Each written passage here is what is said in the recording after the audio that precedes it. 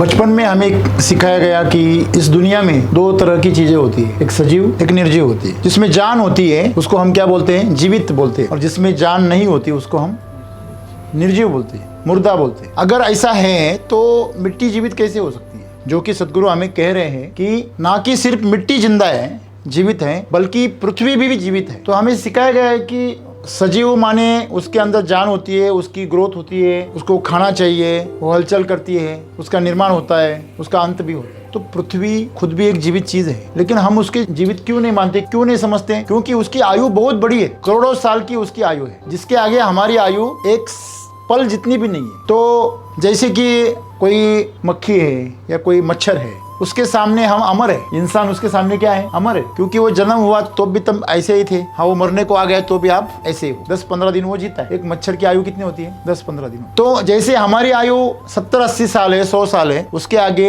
ये धरती की आयु कितनी है? लाखों साल है। तो हमें उसकी जीवितता का, उसके अंत का और आदि का कुछ पता नहीं है। जो चीज हलचल करती है, भूकंप आते हैं, क्यों आते हैं? क्यों आते हैं? क्योंकि ये धरती अंदर से क्या है? जिंदा है। इसके अंदर क्या है? इसके अंदर लावा रस है। सूरज का जो गोला है वो हमारे धरती के अंदर है, ऊपर से वो ढका हुआ है। ठंडा हुआ जो पाषाण है, उस प्लेट के नीचे वो लावा रस दबा हुआ है। ऐसा नहीं कि इस प्लेट ने उसको दबाया है, वो खुद को अपने आप में समेटे हुए है। ऐसे होता तो सूरज कब का बिखर गया होता। सूरज भी क्या है? एक लावे का क्या है? एक गोला है, बहुत बड़ा। तो धरती जो है वो जिंदा है अंदर से पूरी तरह, और बाहर से मिट्टी जिंदा है। जब लावा रस ठंडा हो जाता है तो उससे क्या बनते हैं? पाषाण बनते हैं। और उन पाषाणों से जब उसके ऊपर सूरज की रोशनी गिरती है तो वो बिखर जाते हैं, और बारिश और धूप इन दोनों की वजह से वो उसके टुकड़े टुकड़े हो जाते हैं, और उसी से क्या बनती है? मिट्टी बनती है। तो जब धरती पैदा हुई तब मिट्टी थी क्या जमीन पर? नहीं थी। तो मिट्टी कैसे बनी? हजारों साल, लाखों साल उस धूप की वजह से, बारिश की वजह से, धूप की वजह से, बारिश की वजह से। आज भी आपको शायद पता नहीं है कि नहीं, मुझे मालूम नहीं, लेकिन मिट्टी की 1 इंच की परत तैयार होने के लिए कितने साल लगते हैं? 400 से 500 साल लगते। 400 से 500 साल में मिट्टी की 1 इंच की क्या परत जाती है? जिंदा परत बन जाती है। और उसी मिट्टी को हम जिंदा मिट्टी कहते हैं, क्योंकि पाषाण में जो मिनरल्स होते हैं वो उस मिट्टी में रहते हैं।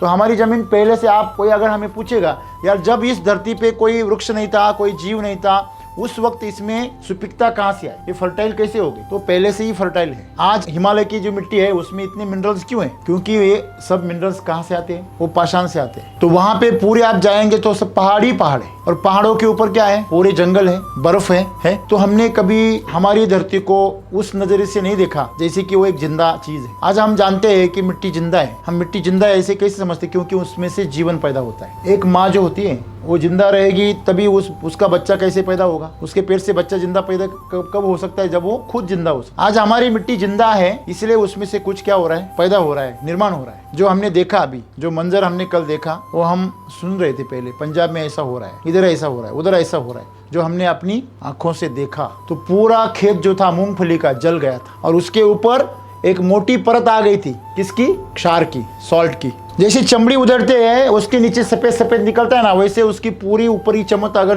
वो निकाल दी तो उसके नीचे क्या निकलता था? सफेद सफेद क्षार की एक परत निकलती थी। और उसको हाथ लगाए तो कैसे लगता था? एकदम गर्म लगता था। इसके मतलब क्या हुआ? इसका मिट्टी क्या हो गई? मर रही है। तो मिट्टी अगर मरेगी तो इसका सीधा असर पूरी जीव सृष्टि पे पड़ेगा। सूक्ष्म जीव मरेंगे, पौधे मर जाएंगे, और उसके ऊपर जितने जीव जिंदा है आज वो भी क्या हो जाएंगे? मर जाएंगे। और वो हो रहा है। मुझे एक बात बताइए, जब आदिकाल में जब मानव पैदा हुआ तो वो कहाँ रहता था? जंगल में, गुफाओं में। मतलब वो भी एक जंगली प्राणी था या नहीं? फिर धीरे धीरे उसका मस्तिष्क डेवलप हो गया, दिमाग उसका डेवलप हो गया धीरे धीरे, हजारों साल में, लाखों साल में। 1.5 लाख साल पुराने आदमी के कुछ अवशेष मिले हैं। मतलब आदमी भी बहुत पुराना है। उसको विकसित होते होते लाखों साल लगे। तो लाख सालों में शुरू में वो कैसे पैदा हुआ?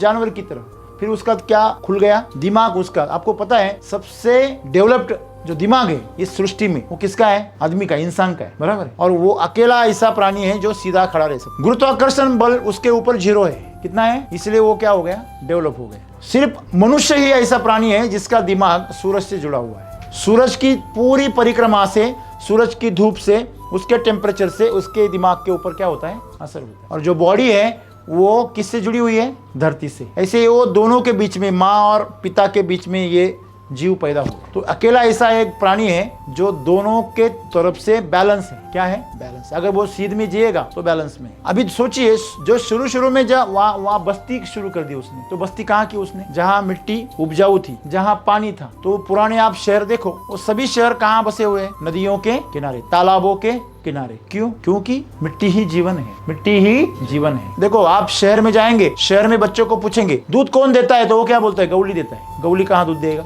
अरे वो गौली की भैंसें देती हैं, गाय देती हैं, ये उसको पता नहीं है बच्चे को। तो सिंपल सी बात है, आज हम अगर सोचते हैं कि खाना कौन दे रहा है, हम बोल रहे हैं हम मार्केट से खरीद के ला रहे हैं। क्या मार्केट खाना जो है आपका सब्जियां, फल, अनाज, वो मार्केट उगा रहा है क्या? फिर कौन उगा रहा है? किसान उगा रहा है मिट्टी में। अगर वो मिट्टी बर्बाद हो जाएगी तो हमारा जीवन भी बर्बाद होगा, और वो हो रहा है। आप में से कौन है जो तंदुरुस्त है? अरे नौजवान लुढ़क जाते हैं, कोई यहाँ टिका है, कोई वहाँ टिका है। अभी बच्चे पैदा होना बाकी है। तो आप अगर ऐसे, तो आपके बच्चे कैसे रहेंगे? वो तो जन्म से ऐसे आएंगे, पप्पा मैं आ गया।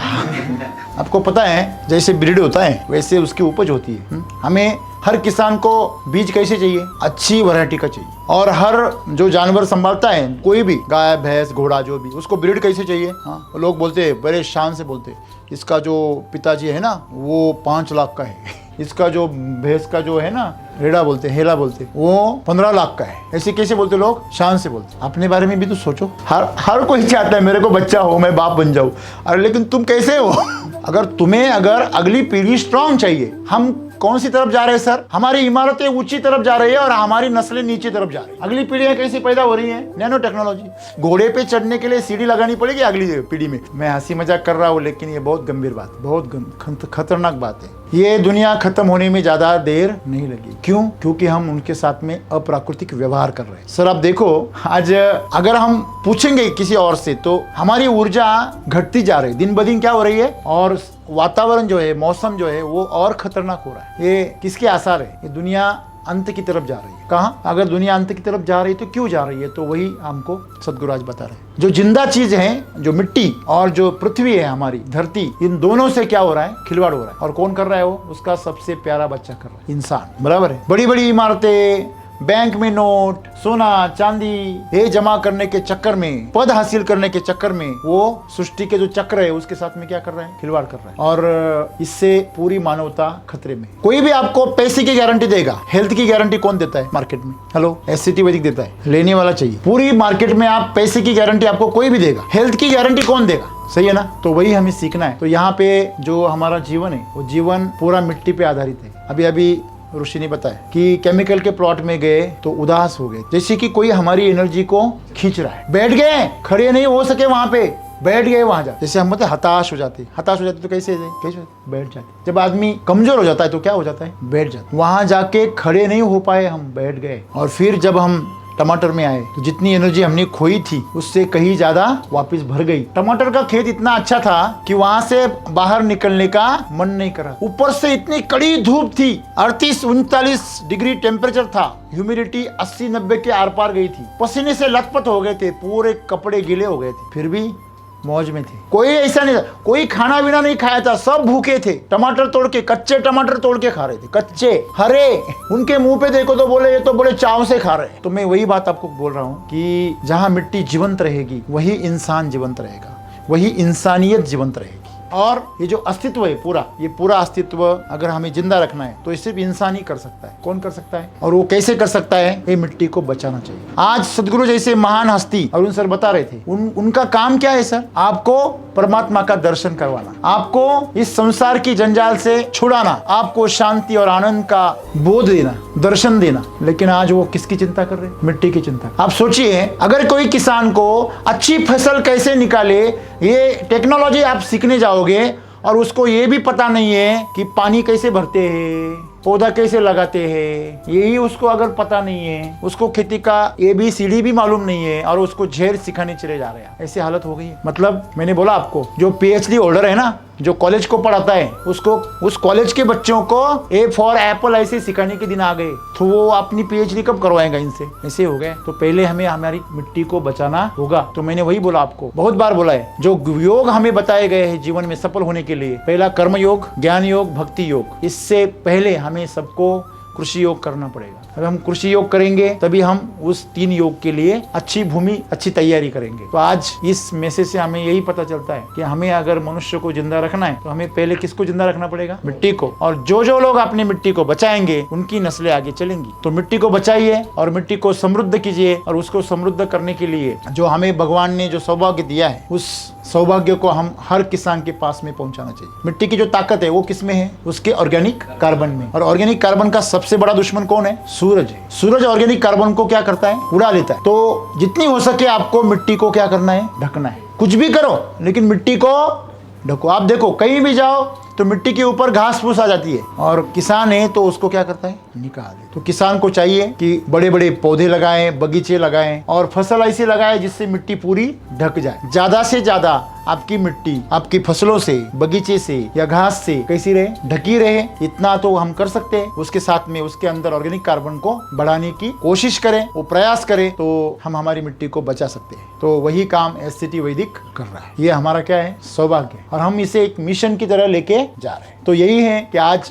सदगुरु जैसे महान हस्ती को भी कामना करनी पड़ी, जिनको कोई कामना नहीं है फिर भी उनको भी कामना करनी पड़ी। क्या कामना की उन्होंने? कि मेरा आशीर्वाद है आप सभी को, मेरी कृपा है, आप सभी मिट्टी को बचाए, सब मानवता को एकजुट करें, सबको एक साथ ले लें। अगर सभी एक साथ जाएंगे तभी ये संभव होगा, और हम सभी उस कार्य में हैं। इससे बड़ा पुण्य, इससे बड़ा आनंद दूसरा नहीं है। क्योंकि जितने भी पैसे कमाने वाले हैं, करियर करने वाले हैं, वो सभी बर्बाद होने वाले हैं। आप बहुत सब किया आपने, और आपको पता चल गया कि आपको कैंसर हो गया। आपका कमाई, आपका करियर कहाँ रह गया? सब क्या हो गया? जीरो। हाँ, पल भर में हीरो था वो अब क्या हो गया? जीरो हो गया। तो सबसे पहले सबने एक ही काम करना है। किस पे ध्यान देना है? हेल्थ पे। बराबर है। और हमारी जो हेल्थ है वही क्या है? हमारी सबसे बड़ी वेल्थ है। तो आइए हम मिट्टी को बचाएंगे, इसे संभव बनाएंगे, और हमारी जो मिट्टी है और जो पृथ्वी है इसको जीवित बनाए रखेंगे। धन्यवाद।